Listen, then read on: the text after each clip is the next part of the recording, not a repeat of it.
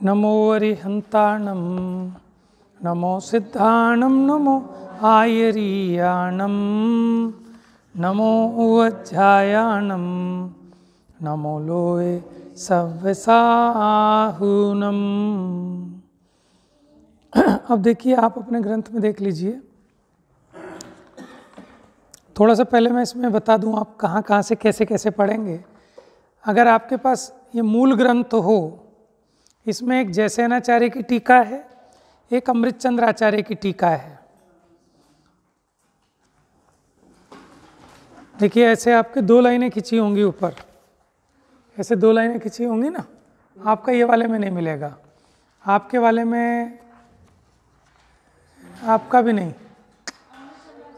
और लाइनें, हाँ, आपका जो मूल वाला ग्रंथ है अमृतचंद्र आचार्य की, ठीक है। चलो ठीक है, जब ये ग्रंथ आ जाएंगे तब देखते हैं। अभी आप अमृतचंद्र आचार्य का सबसे पहले कलश है, आपको देखो इसमें निकालते ही। अच्छा, इस वाले में बताता हूँ।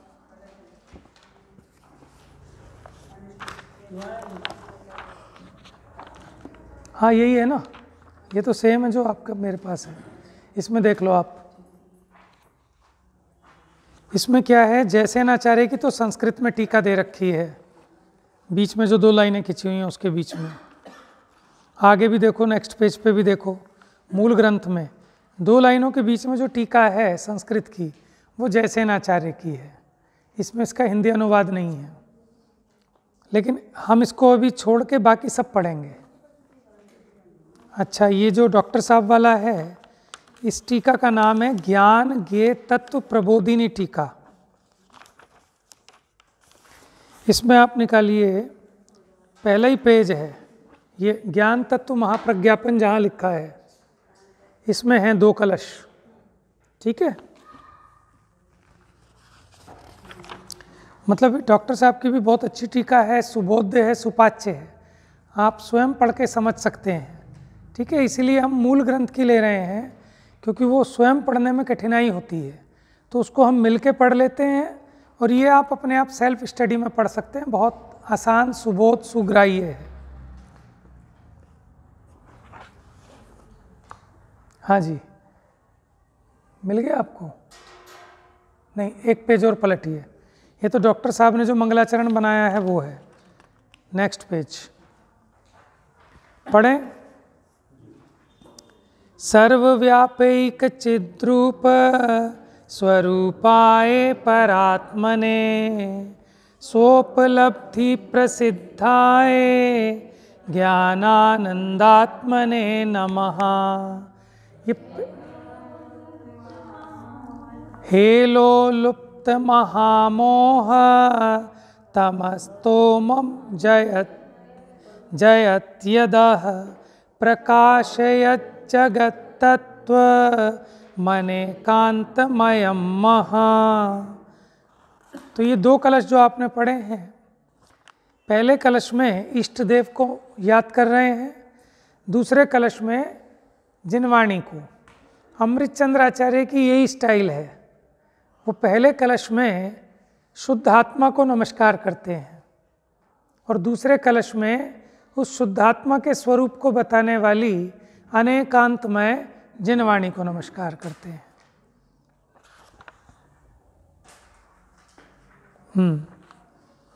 देखिए, मूल ग्रंथ मेरे पास है। अब इसका अर्थ तो इसमें से नहीं मिलेगा, तो आप ध्यान से सुनना, जिनके पास मूल ग्रंथ है वो देखना। तो ये अमृतचंद्र आचार्य की जो टीका है, इसका नाम याद है आपको? तत्व प्रदीपिका। क्या नाम है? तत्व प्रदीपिका, यानी तत्व को प्रदीप, दीपक से प्रदीप बनता है, प्रकाश करने वाली। सर्वप्रथम ग्रंथ के प्रारंभ में श्रीमद् भगवत कुंद आचार्य देव विरचित प्राकृत गाथाबद्ध, इसमें जो प्राकृत की गाथाएं हैं वो कुंद आचार्य ने लिखी हैं। तो उन प्रवचन सार नामक शास्त्र की तत्व प्रदीपिका नामक संस्कृत टीका के रचयिता श्री अमृतचंद्र आचार्य देव उपरोक्त श्लोकों के द्वारा मंगलाचरण करते हुए ज्ञानानंद स्वरूप परमात्मा को नमस्कार करते हैं। अब ज्ञानानंद स्वरूप परमात्मा कौन है बताइए। देखिए क्या लिखा है, सर्वव्यापक। दिख रहा है ना आपको, ये तो मिल गया ना आपको, बस आप इसको देखो। सर्वव्यापक यानी जो सर्वव्यापी है। सर्वव्यापी क्या होता है कि जो सब जगह फैला हुआ है। जैसे लोग कहते हैं ना ईश्वर कहाँ है, कि वो पूरे जगत में फैला हुआ है, तीनों लोक में और आलोक। आलोक में है कि नहीं है ईश्वर? है। देखो लोक के बाहर जीव नहीं पाया जा सकता। क्या कहा? लोक के बाहर जीव नहीं पाया जा सकता। तो फिर जो कह रहे हैं सॉरी, जो यहाँ कह रहे हैं सर्वव्यापी, तो सर्वव्यापी जो ईश्वर है वो भी लोक के बाहर तो व्याप्त हो नहीं सकता, क्योंकि लोक के बाहर सिर्फ एक आकाश द्रव्य है आलोक में, बाकी 5 द्रव्य तो है नहीं। और ये धर्म वाले कहते हैं कि जो ब्रह्म है वो सर्वव्यापी है, सब जगह फैला हुआ है। तो यहाँ सर्वव्यापक से मतलब क्या है कि जो रहते तो अपने में ही हैं, लेकिन लोक और आलोक कोई एक जगह ऐसी नहीं है जहाँ उनकी पहुँच ना हो। पहुँच का मतलब ज्ञान की अपेक्षा। कहते हैं ना कि आप सीसीटीवी कैमरे की निगरानी में हैं, आप यहीं बैठे हैं भाई साहब, और दुकान पे आपकी पहुँच है कि नहीं मोबाइल के माध्यम से। तो ऐसी वो भगवान केवल ज्ञान के माध्यम से लोक और आलोक, ठीक है, सब उनके ज्ञान में प्रत्यक्ष झलकते हैं। इसलिए जो सर्वव्यापी हैं। कैसे हैं? तो सर्वव्यापी का मतलब वैसा नहीं कि जैसा अन्य मत वाले मानते हैं कि उनके प्रदेश सारे में फैल गए, वो बात नहीं। यहाँ ज्ञान की अपेक्षा, ज्ञान की अपेक्षा सर्वव्यापक कहा कि लोक और आलोक का कोई ऐसा क्षेत्र नहीं है, कोई ऐसा पदार्थ नहीं है कि जो उनके ज्ञान में ज्ञात ना होता हो। तो जो सर्वव्यापी हैं और कैसे हैं, फिर भी एक सर्वव्यापी होने पर भी एक चिद्रूप स्वरूप आए। देखिएगा आप कलश में कैसे हैं सर्वव्यापी, एक चिद्रूप स्वरूप। कैसा स्वरूप है उनका? चिद रूप। चिद माने चेतन रूप, चित रूप। चित माने चेतना रूप है स्वभाव जिनका। और कैसे हैं?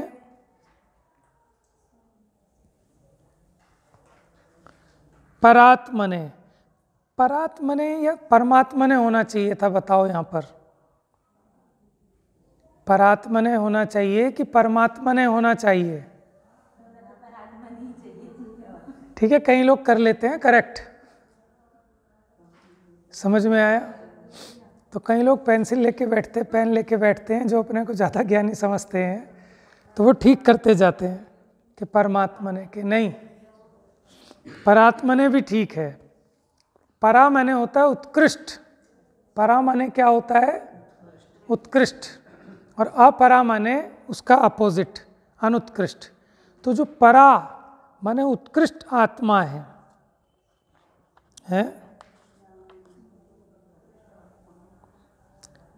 स्वोपलब्धि प्रसिद्धाय। स्वोपलब्धि, स्व उपलब्धि यानी अपनी उपलब्धि। स्वोपलब्धि माने क्या हुआ? अपनी उपलब्धि। अब अपनी उपलब्धि कैसे करते हैं? कि अपने स्वानुभव से। माने ऐसे भी होंगे कि सबको तो जानते हैं लेकिन खुद को नहीं जानते।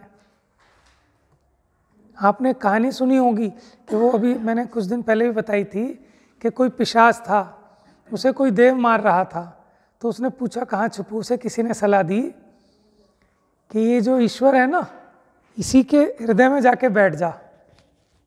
तो वहाँ व्यंग्य क्या था कि ये सब जगह तो खोजेंगे, लेकिन यहाँ नहीं, यहाँ कोई नहीं खोजता। हमारी कोई चीज़ खो जाए, ठीक है ना, तो हम बाहर तो सब जगह खोजते हैं, लेकिन चश्मा यहीं रखा है, इसे नहीं खोज रहा कोई। चश्मा पहने और चश्मा कहाँ खोज रहे हैं? कभी ड्रॉर में, कभी बिस्तर पर, कभी टेबल में, कभी अलमारी में, कभी कहीं। तो वहाँ व्यंग्य क्या कसा कि ये जो ईश्वर है ना, जिसे तुम ईश्वर कहते हो, कपोल कल्पित, ये सब जगह तो देखेगा लेकिन अपने भीतर नहीं देखेगा, तो वहीं जाके छुप जा। तो वो ये मानते हैं कि पर को तो जान लेते हैं लेकिन खुद को नहीं जान पाते। जैसे डॉक्टर दूसरे का इलाज तो कर लेता है, अपना नहीं कर पाता। ये जो तांत्रिक हैं, ये क्या कहते हैं कि हम दूसरे का भूत तो उतार सकते हैं लेकिन अपना नहीं उतरता। कि जैसे नाई अपने बाल नहीं काट सकता, दूसरे के काट सकता है। तो परमात्मा तो हैं, सबको तो जानते हैं, लेकिन भैया खुद को जानते हैं कि नहीं जानते? कि हम तो उस परमात्मा की बात कर रहे हैं कि जो स्वानुभव से अपने को भी जानते हैं। स्वोपलब्धि, स्वयं से स्वयं की उपलब्धि करते हैं।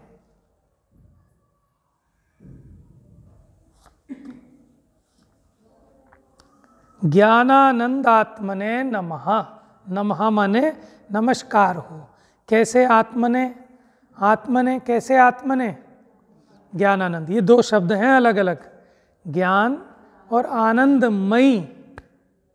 ठीक है, जो ज्ञान और आनंदमयी हैं उनको क्या है? हमारा नमस्कार। ये नमस्कार भी बड़ा जोरदार है कि अमृत चंद्राचार्य का नमस्कार है, हर किसी के बस की नहीं है, झेल जाएं।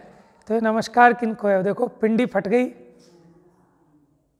समझ में आया? उन्होंने कहा भैया ये हमारा नमस्कार नहीं झेल पाएगी ये, तो पिंडी फटी, चंद्र प्रभु निकले। और डॉक्टर वीर सागर जी तो इसका बहुत अच्छा अर्थ करते हैं कि ये जो है ये व्यंजना है। क्या है? क्या बोलते हैं उसको? कि जैसे अलंकारिक शैली में कहा जाता है ना, माने उनकी बेइज्जती हो गई वो जो कह रहे थे। खैर, तो अब देखो किसको नमस्कार किया कि जो सर्वव्यापी हैं, एक चिद्रूप हैं, परात्मने उत्कृष्ट आत्मा है, स्वोपलब्धि से प्रसिद्ध हैं, ज्ञानानंदमयी हैं, उनको मेरा नमस्कार है। माने देखो किसी लौकिक प्रयोजन की वजह से नमस्कार नहीं किया। यहाँ पे भी ऐसा नहीं कि जो समो शरण में विराजमान हैं, सौ इंद्र जिनकी सेवा कर रहे हैं, जिनके 64 चवर डुल रहे हैं, ऐसे नमस्कार नहीं किया, क्योंकि मुझे इनकी आकांक्षा नहीं है। मैं जो रीझा हूँ वो किस वैभव पर रीझा हूँ? ये जो बाह्य वैभव है पुण्य का, इसके प्रति मैं आकर्षित नहीं हूँ। मैं किसके प्रति आकर्षित हूँ? मेरा नमस्कार क्यों है आपको? क्योंकि आप सर्वव्यापी हैं। सर्वव्यापी कहकर क्या हो गया कि सर्वज्ञ हैं,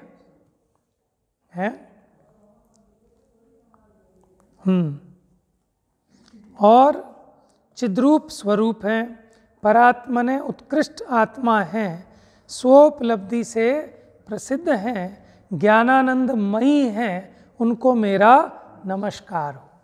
अब देखो अर्थ तो आप बहुत निकाल सकते हो इसके, लेकिन मुख्यपने ऐसे शुद्ध आत्मा कौन है कि जो सर्वव्यापी हैं? बताओ, हैं? कौन है ऐसे जो सर्वव्यापी हैं? हरिहंत भगवान और सिद्ध भगवान भी हैं, ठीक है, ठीक है, सर्वव्यापी हैं, चिद्रूप हैं, स्वानुभूति से प्रसिद्ध हैं, उत्कृष्ट आत्मा है और ज्ञानानंदमय है, जिनके ज्ञान और आनंद प्रकट है। तो ऐसे कौन आ गए? अरहंत भगवान को हो गया नमस्कार, सिद्ध भगवान को हो गया नमस्कार। और अगर शुद्ध निश्चय ऐसे अर्थ निकालो तो इसमें शुद्धात्मा का स्वरूप भी कह दिया, क्योंकि शुद्धात्मा का स्वरूप कहने के लिए हमें सिद्ध भगवान को सामने समझाना ही पड़ेगा। सिद्ध भगवान को समझाए बिना शुद्धात्मा कैसे समझाओगे? सिद्ध भगवान शुद्धात्मा का प्योर माने प्रगट रूप है। कि किसी कोई पूछे कि साहब शुद्धात्मा कैसा होता है, तो क्या दिखाओगे आप? कि ऐसा होता है, कैसा होता है? कि देखो ये सिद्ध भगवान जैसा होता है। तो बस ये प्रकट हो गया कि ये जो कोयला दिख रहा है ना भाई साहब, आप बेफिक्र रहो, आप तो सैंपल देखो, पसंद है ये माल। ज्वेलर्स ने दिखाया कि देखो ये बने हुए हैं, हाँ आप जो भी बनवाते हो, समोशरण बनवाया हमने सोने का कि देखो ये सोने की हटरी, आप तो ये देखो आपको पसंद है, ये चमचमाता हुआ सिक्का पसंद है कि हाँ, कि ये जो कोयला कह रहे हो ना आप ये इसी से बना है, तो बताओ ऑर्डर बताओ कितने सिक्के बनाने हैं, हो जाएगा काम। ऐसे ही ये जीव को भरोसा नहीं आता कि ऐसे आत्मा में ही ऐसा स्वरूप है, तो कहते देख लो माल, आप माल देखो, सैंपल तैयार कुर्ता देखो, ऐसा लगेगा, बताओ पसंद है कि नहीं, कि हाँ सब पसंद है। तो जिसे सिद्ध भगवान पसंद आए उसे अपना शुद्धात्मा अवश्य पसंद आएगा और फिर उसका पुरुषार्थ जागृत होगा, क्योंकि वे सिद्ध भगवान सिद्धत्व के कारण साध्य जो आत्मा उसके प्रतिछंद के स्थान पर है। तो अमृतचंद्र आचार्य की क्वालिटी है कि वो मंगलाचरण में सबसे पहले ऐसा मंगलाचरण करते हैं कि शुद्ध आत्मा को नमस्कार करते हैं। लेकिन मुझे इतना इसलिए समझाना पड़ रहा है कि या तो हम एकांत से ऐसा मान के बैठ जाते हैं कि शुद्ध आत्मा तो सिद्ध भगवान ही है, या हम एकांत से ऐसा मान के बैठ जाते हैं कि शुद्ध आत्मा तो मैं हूँ, सिद्ध भगवान तो है ही नहीं शुद्ध आत्मा। तो इसलिए हमें समझना चाहिए कि सिद्ध भगवान साक्षात शुद्धात्मा है, ठीक है, अनंत भगवान भी उपचार से क्यों कह रहा हूँ, क्योंकि अभी 4 आघातीय कर्म शेष है, समझ में। लेकिन ज्ञानानंद आत्मा तो है, वो ज्ञानानंद आत्मा तो है, क्योंकि ज्ञान और आनंद पूर्ण प्रकट हो गया ना, अनंत ज्ञान, अनंत दर्शन, अनंत सुख, अनंत बल प्रकट हो गया। तो यहाँ ज्ञानानंद आत्मा ने कहा, और यहाँ मुख्यपने अनंत परमात्मा को नमस्कार है। क्यों? क्योंकि हम कई दिव्य ध्वनि का सार रहे हैं, सिद्ध भगवान की वाणी तो कीर्ति नहीं, अनंत भगवान की वाणी कीर्ति है। तो देखो अब इसका अर्थ समझ में आ जाना चाहिए आपको। सर्वव्यापक, जो सर्वव्यापी हैं, एक हैं, चिद्रूप स्वरूपाय। कैसे हैं? चिद्रूप, चेतना रूप ही जिनका स्वभाव है, परात्मने, उत्कृष्ट आत्मा है, स्व उपलब्धि के स्वानुभव से ही जो स्वयं को उपलब्ध करते हैं, प्रसिद्ध है ऐसा। ज्ञानानंद आत्मने, जो ज्ञान और आनंद की मूर्ति हैं, उनको मेरा नमस्कार है, क्योंकि मुझे भी ऐसी दशा चाहिए। नमस्कार क्यों करते हैं? वंदे तद्गुण लब्ध है, कि उनके जैसे गुणों की प्राप्ति के लिए नमस्कार करते हैं। ठीक है, एक अटपटे से, गंदे से, मैले से, गिट्ठे से, कपड़ों में से बदबू मार रही है, लेकिन एक खरबपति सेठ जी आए हैं, क्या कहा? गंदे मैले कुचैले, बदबू मार रहे हैं, ठीक है, बोलने की भी मने अच्छे नहीं लगते, लेकिन खरबपति सेठ जी हैं, तो बताओ नमस्कार होगा कि नहीं होगा उनको? समझ में आ रहा है कि किसको? बदबू को, ठीक है, मैले कुचैले को, किसको हो रहा है नमस्कार? वो रुपये को नमस्कार हो रहा है। लोग कहते हैं ना, अमीर आदमी तो फटी हुई पैंट पहनते हैं, वो भी फैशन है, बहुत सुंदर है, बढ़िया है। और अमीर आदमी के जरा सा कहीं फट जाए कपड़ा, जरा सा उधड़ जाए, तो ही उसका मजाक बनता है। तो आपकी जो नमस्कार है वो किसको है? वो करोड़ रुपए को है, खरबपति को है। हाँ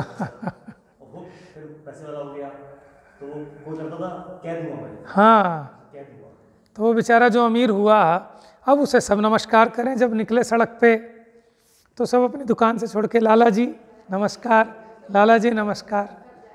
और वो सबको कहता था ठीक है, कह दूंगा कह दूंगा कह दूंगा। फिर किसी ने पूछा, लाला जी ये बताओ, क्या आप ये कहते हो कह दूंगा, किसको कहते हो? कि जिसे वो नमस्कार कर रहे हैं, मुझे थोड़ी कर रहे हैं, मैं तो वही हूँ जिसे गाली दे के भगा देते थे, काम मांगने जाता था, कोई काम नहीं देता था, तो मुझे तो नमस्कार कर नहीं रहे। तो क्योंकि जब मैं गरीब था तो मुझे कोई नहीं पूछता था, और जब से पैसा आया है तब से सब मुझे नमस्ते देते हैं। तो मुझे समझ में आ गया कि ये नमस्ते मेरी नहीं है, ये नमस्ते किसकी है, कि वो पैसे की है, तो मैं पैसे को जाके दे दूंगा। समझदार है ना? तो ऐसे अपने को समझना चाहिए कि यानी कोई भी व्यक्ति किसी दूसरे की वंदना जो कर रहा है वो किस अभिप्राय से कर रहा है। अच्छा, कोई ज्ञानी है, उसको कोई नमस्कार कर रहा है, क्यों कर रहा है? क्योंकि उसको ज्ञान की प्राप्ति की इच्छा है। धनी को नमस्कार कर रहा है तो क्यों कर रहा है? सर्वथा नहीं लेना कि कदाचित नहीं भी इच्छा हो तो एक लौकिक विनय तो होती है, लेकिन फिर भी बिना प्रयोजन के मूर्ख व्यक्ति भी कोई उपक्रम नहीं करता, तो हमारा भी कुछ प्रयोजन है। हम ऐसी थोड़ी ना कि हमको भी ऐसा स्वरूप प्रकट करना है जैसा अनंत भगवान ने किया है। चलिए अब एक बार पढ़ेंगे मिलकर इसको। ये अनुष्टुप है। सर्वव्यापैक चिद्रूप स्वरूपाय परात्मने स्वोपलब्धि प्रसिद्धाय ज्ञानानंदात्मने नमः। मैं इसका अर्थ पढ़ता हूँ, आप सुनना।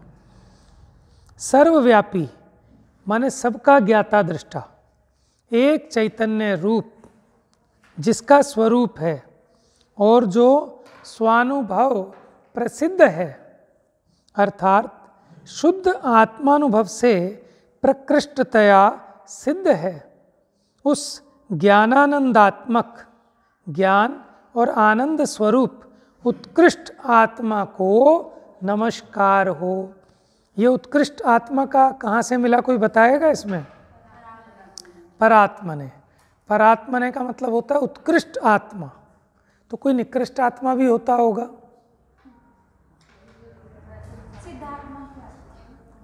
हाँ, जब वो कह रहे हैं उत्कृष्ट आत्मा तो इसका मतलब कोई निकृष्ट आत्मा भी है कि कौन? हाँ, माने संसारी अज्ञानी मिथ्या दृष्टि, वो निकृष्ट आत्मा है। लेकिन वो निकृष्ट है, वही उत्कृष्ट बन सकता है। मजे की बात ये है। आपके पास है?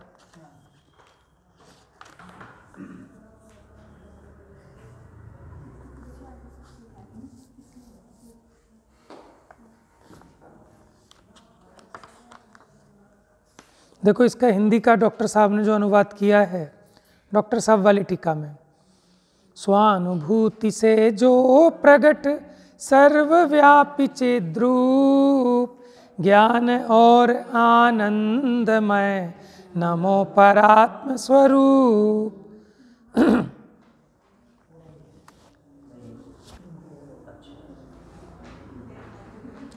चलिए जी, अब दूसरा श्लोक। ये मंगलाचरण कौन कर रहा है? ये अभी पहले अमृत चंद्र आचार्य की बात चल रही है, भूमिका बना रहे हैं ना, वो टीका लिख रहे हैं, फिर आएगी पहली गाथा। देखिए दूसरा कलश। कलश क्या है? श्लोक है, सबसे ऊपर लिखा है। हाँ, मिल गया आपको दूसरा श्लोक, इसी में भी है आपके पहले पेज पे। हेलोल्लुप्त महामोह तमस्तोमं जयत्यदा प्रकाशयज्जगत्तत्त्व मनेकान्तमयं महा। देखिए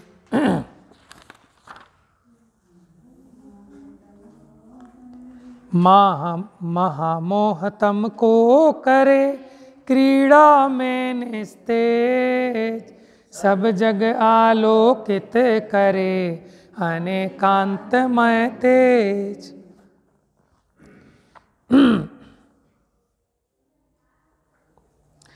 देखो, हेलो लुप्त मैंने होता है लीला मात्र में, यानी खेल खेल में। हेलो लुप्त का मतलब क्या है? लीला मात्र में। लीला मात्र माने मजाक मजाक में, खेल खेल में, ऐसी चुटकी बजाते ही। महामोह तमस, जो महामोह रूपी तम है, जयत यदा।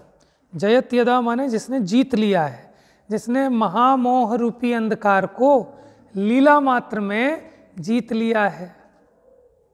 प्रकाश यद जगत तत्वम, के जगत प्रकाशयत जगत तत्वम अनेकांतमयम मह, मह मने भी महान, कि जिसने प्रकाशित किया जगत को, कैसा? अनेकांत स्वरूप। देखो इसका अर्थ, जो महामोह रूपी अंधकार समूह को लीला मात्र में जीत लेता है, माने नष्ट कर देता है मोह को, और जगत तत्वम, तत्वम माने स्वरूप को, जगत के स्वरूप को प्रकाशित करता है। कौन? अनेकांतमयम, मह, अनेकांतमयी जो तेज है, माने महकार तेज किया है, वो सदा जयवंत हो। तो दूसरे इसमें अनेकांत कौन है? अनेकांत को बताने वाली अनेकांतमयी जिनवाणी को।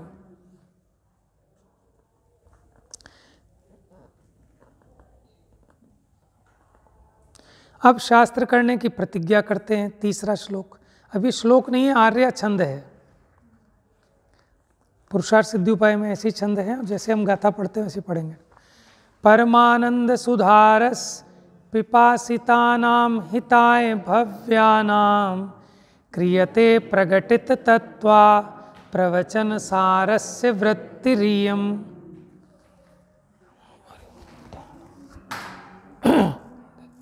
परमानंद सुधारस पिपासितानां, देखो परमानंद सुधारस पिपासितानां, पिपासितानां माने पिपासु, जो परम आनंद रूपी सुधारस के पिपासु हैं, उनके हिताय, हिताय माने उनके हित के लिए, भव्यानाम भव्य जीवों के हित के लिए, क्रियते प्रकटित तत्वा, क्रियते माने करते हैं, प्रकटित तत्वा, तत्वा माने स्वरूप को प्रकट करते हैं।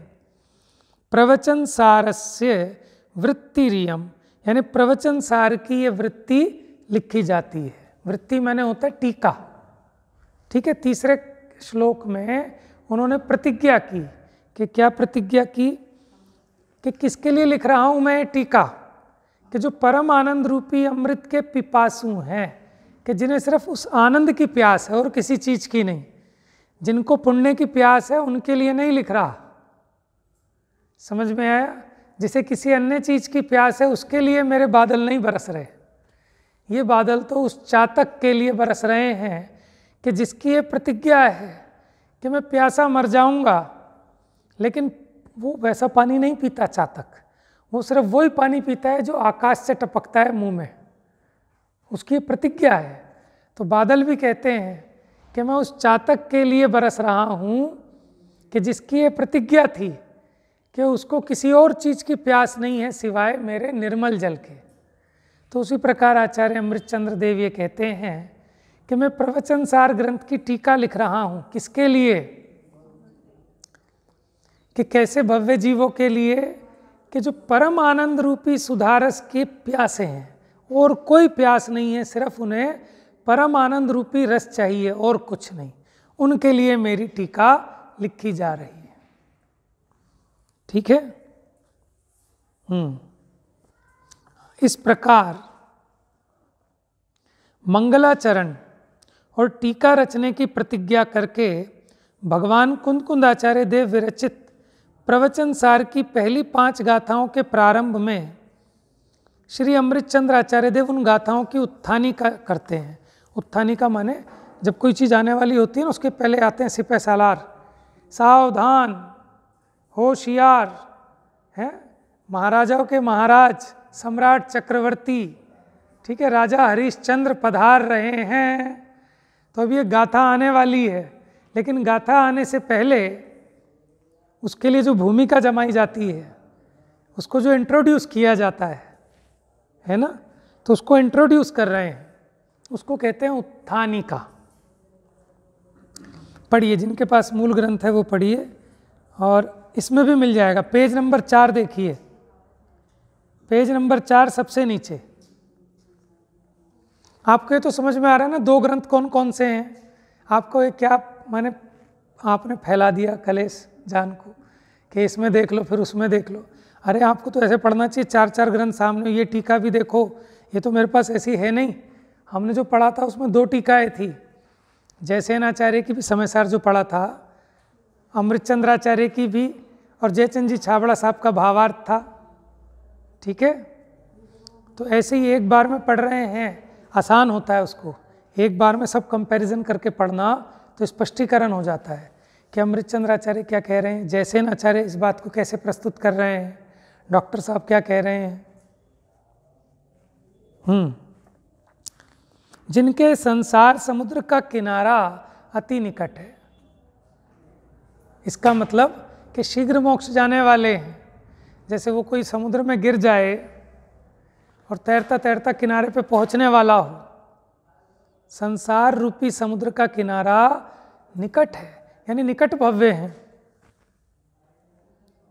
सातिशय विवेक ज्योति प्रकट हो गई है, और जिनको सातिशय मैंने उत्तम विवेक ज्योति यानी भेद ज्ञान की ज्योति प्रकट हो गई है।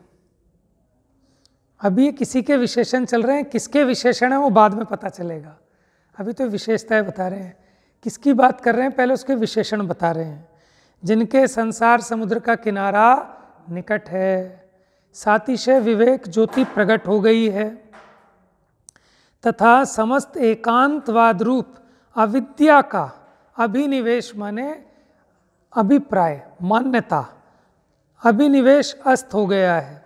माने जितनी एकांतवाद रूपी अविद्या थी वो नष्ट, उसका आग्रह नष्ट हो गया है। ऐसे कोई पारमेश्वरी अनेकांतवाद विद्या को प्राप्त करके, पारमेश्वरी समझ गए, परमेश्वर की, अनेकांतवाद यानी स्यादवाद विद्या को प्राप्त करके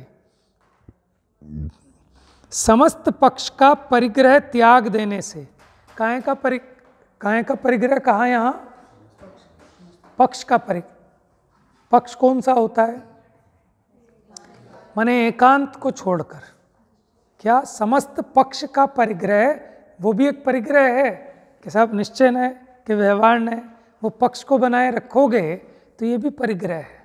तो समस्त पक्ष का माने किसी का हटाग्रह नहीं है, समस्त पक्षों का परिग्रह त्याग देने से, अत्यंत मध्यस्थ होकर, सर्व पुरुषार्थ में सारभूत होने से। अब कौन कौन से पुरुषार्थ होते हैं, 4 पुरुषार्थ हैं, धर्म अर्थ काम मोक्ष। इसमें उत्तम पुरुषार्थ कौन सा है, मोक्ष पुरुषार्थ। तो सब पुरुषार्थों में सारभूत होने से आत्मा के लिए अत्यंत हिततम। कोई कहे ना, वैद्य जी के आए थे ना, एक वैद्य जी कैसे भीड़ लग गई थी, वो कहे मैं तुम्हें एक सबसे बढ़िया औषधि दे देता हूँ, लेकिन भाई साहब एक पुड़िया 2000 रुपये की पड़ेगी, भाई साहब वही दो बस। खाते ही सारी बीमारी दूर, बीपी शुगर सब, भाई साहब वही वाली दे दो। तो एक होता है हितरूप, है क्या, हिततर हिततम, सुपरलेटिव डिग्री है ये है। भेज दिए मैंने कि भेज क्यों दी कि आपका इलाज चल रहा है, हमने हम पूछ तो लेते पहले बच्चे को खोले ले। समझ गए कैसे ऐसे कटाई होती है।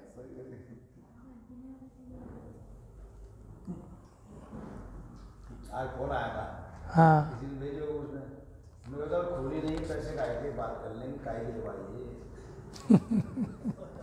हाँ भाई, सही बात है। देखो कह रहे हैं हिततम, अत्यंत हितकारी। और देखो सबसे गजब की बात है, फ्री में दुनिया में कभी कुछ नहीं मिलता, ये समझ लेना कि जो लग रहा है ना फ्री में मिल रहा है, फ्री में नहीं मिल रहा, इसमें भी बड़ा पुण्य खर्च होता है। लेकिन एक अलग बात ये है कि खर्च होता है उससे ज़्यादा आ भी जाता है, तो ये मुनाफे का सौदा है। लेकिन फ्री में जगत में कुछ नहीं है, उतना पुण्य चाहिए। जिनका पुण्य नहीं है वो ऐसे जिनेंद्र के वचनों को सुन नहीं सकते, है कि नहीं।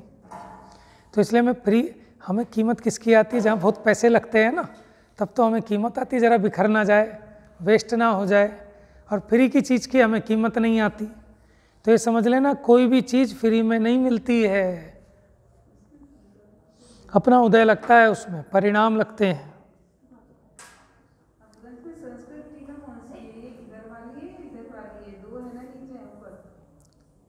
कौन से ग्रंथ में देख रहे हो? अच्छा, आपके पास ये वाला मूल वाला। सुनो, एक अमृतचंद्राचार्य की टीका है, एक जयसेनाचार्य की। सबसे ऊपर चलेगी अमृतचंद्राचार्य की, सबसे टॉप पे जो बोल्ड लेटर में है अमृतचंद्राचार्य की संस्कृत टीका है। उसके नीचे थोड़े लाइट कलर में है और 2 लाइनों के बीच में चल रही हैं, ये कंटिन्यूटी में चलेंगी जयसेनाचार्य की टीका संस्कृत की। और नीचे जो हम पढ़ रहे हैं ये अमृतचंद्राचार्य की जो सबसे ऊपर टीका थी उसका हिंदी अनुवाद नीचे चलेगा। अब ये पता है कैसे चलेगी? 3 किताबें चल रही हैं एक साथ, कि ऊपर वाली उसी कंटिन्यूटी में चलती जाएगी, वहाँ ख़त्म होगी तो अगले पेज आगे उसके आगे ही आएगी, उसकी बाउंड्री उतनी है, उसके ऊपर ऊपर चलेगी। बीच वाली उसकी दोनों बाउंड्री के बीच में चलेगी, आगे आएगी तो नेक्स्ट पेज पे। हम पढ़ रहे हैं सबसे नीचे वाली, हम सबसे जघन्य लेवल के हैं ना। तो सबका एक ही आएगा ना? हाँ हाँ हाँ, अलग अलग अपने हिसाब से लिखा है। जैसे पढ़ाने वाला सामने वाला पढ़ लेता है। हाँ, तो अभी क्या है कि अभी बेचारा कोई नया आदमी पढ़ने बैठता है ना, पहले तो वही कंफ्यूज हो जाता है कहाँ से क्या पढ़ूँ, यहाँ ये आ रहा है वहाँ वो आ रहा है। इतनी तो पहचान होनी चाहिए। आगे समझ में?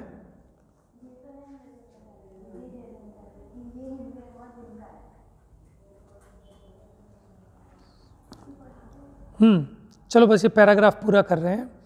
अत्यंत हिततम भगवंत पंच परमेष्ठी के प्रसाद से। प्रसाद क्या होता है? प्रसाद लाते हैं ना लोग बाग, कि हम सब गए थे प्रसाद लाए हैं। हाँ, प्रसाद माने क्या होता है? फल भी होता है।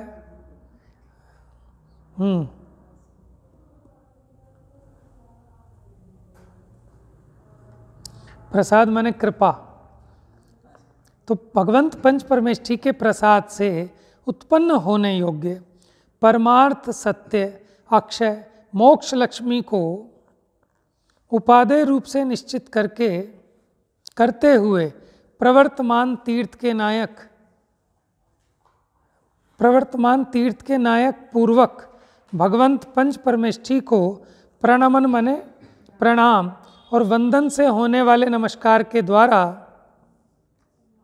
सम्मान करके सर्वारंभ से मोक्ष मार्ग का आश्रय करते हुए प्रतिज्ञा करते हैं। कि कौन प्रतिज्ञा करते हैं? कुंद आचार्य देव। क्या प्रतिज्ञा करते हैं? कि देखो मंगलाचरण की 5 गाथाएं आने वाली हैं, उन मूल गाथाओं में किसको नमस्कार करेंगे? सबसे पहले किसको लिखा था? प्रवर्तमान तीर्थ के नायक। अभी प्रवर्तमान तीर्थ किसका है? तो उसके नायक कौन है? नायक माने हीरो। कौन है? भगवान महावीर स्वामी।